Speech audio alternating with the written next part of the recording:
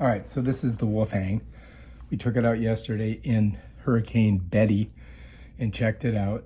To get it out of this case, what you have to do is you got to come to the top and flip this little switch here. And once you do that, you can pull up on the front of it and it releases. And then you pop the door, pop the camera out. This one was like 38 bucks or something. So I wanted to test it out and see if it was any good. And so we're gonna take a look at it. If you look on the side, there's a little what you call it, flap that pops up.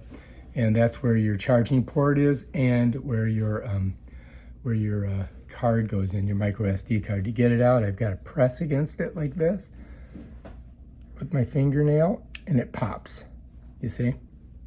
And then I can just grab her like that. And this is, you don't want to use anything more than a 64, I think, on these, because I tried the 128 and it wouldn't work.